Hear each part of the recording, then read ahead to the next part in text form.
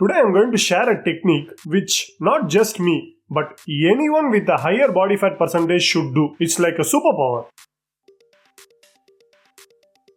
How to lose fat and gain muscle at the same time. Before I start, make sure to like the video if you are getting value from it. Now, one of the first things that people want to do when they want to lose weight is they start dieting. Natural, right? It's not rocket science. Most people other than ones looking for detox teas and shortcuts know they need to eat less to lose weight. People follow so many techniques to achieve this. Going on special diets like keto, vegan, or starting intermittent fasting or complete fasting, changing their diet by cutting sugar, reducing carbs, reducing oil, etc. These are very common things that people do, but I didn't do any of this. Today I'm going to share a technique which not just me, but anyone with a higher body fat percentage should do. It's like a superpower. When I started, I was at a very high body fat percentage, maybe around 32% range. But if you are about 22% itself, you can use this technique. In my Where Did I Start video, I spoke the 3 things I did straight away to lose weight. If you didn't watch the video, do watch it. In there, I mentioned how I found I was eating 4,663 calories and how I dropped it straight to 2,800 calories. I straight away cut it to 2,800 calories and immediately lost weight that week. But do you notice something? 2,800 calories is still not less. It is a lot. Now I am bulking, but I am still eating around 3,000 calories.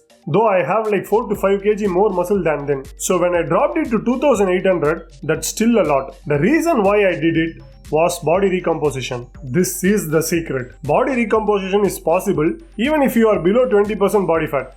But this wouldn't be the exact technique. If you are in between 14 to 20%, I would start the process by keeping it around maintenance calories. But that's for another day. Now let's focus on people that are like me. Body recomposition is the term used for losing fat and gaining muscle at the same time. But it is by far the easiest when you are fat and have not trained for a long time. Before you think, it's not possible, calories in, calories out, you can't build muscle in calorie deficit, blah blah blah. Hear me out. The laws of thermodynamics still work. Energy can neither be created nor be destroyed. But here's where fat people have a loophole. Your fat is nothing but stored energy for future use. When there is a lot of fat, you can make the body burn your own fat and use that to fuel your workouts and build muscle. So even though you are in a calorie deficit, the excess energy for building muscle comes from your own fat stores. And here's how you can do it. 1. Don't drop too many calories. Though you have more fat to fuel your muscle building, it's not like the body can metabolize all of it in one day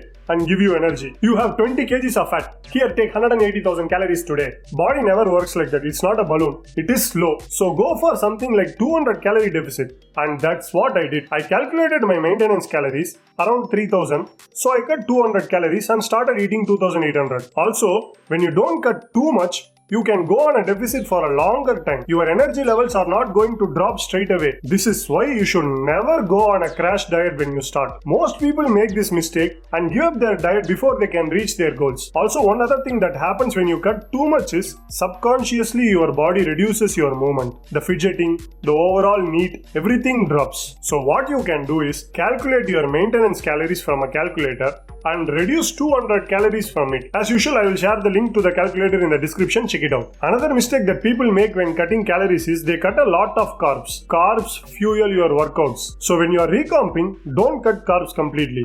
In fact, try to go with 50% carbs, 25% fats and 25% protein ratio. 2. Train all muscle groups 2 times per week with 10 to 20 sets. If you are new to lifting, just 10 sets per week is enough. You don't have to do 10 bicep workouts. Just 2 workouts with 3 sets twice a week will be 12 sets. That's more than enough. But those 12 sets have to be hard sets with very good intensity. What is also important is you need to progressively overload. Like you need to push a little every week. You can increase the weight or the number of reps or number of sets, increase tempo, use techniques like drop sets, rest pause, etc. to progressively overload. But don't start doing all these techniques every week. If you are doing 10 bicep curls with 5 kg this week, try increasing weight next week. If you can't increase weight, increase reps. If you can't increase reps, do drop sets. Like this, use a technique to progress every week. Also, don't do HIIT cardio. If someone is overweight and their trainer is making them do HIIT cardio, then share this video with them. High intensity cardio taxes your muscles. And you need to recover from that too.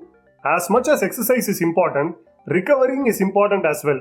This is when muscle building actually happens. So don't trouble yourself with more intensive stuff there. Focus your intensity on muscle building and use cardio to burn calories. Do steady state cardio. Walking or cycling is better. I used to do 20 minutes of walking after my workout session and 20 minutes at night. 3. Focus on protein distribution. If you want optimum muscle building while losing fat, protein is important. Consume at least 2.2 grams of protein per kg of body weight. Also, there is no anabolic window where all your muscles are built within 30 minutes of your workout. Muscle building happens throughout the day, and the best way to fuel muscle building is by distributing your protein intake. So you need to eat multiple meals with protein, but that doesn't mean you need to have 10 meals.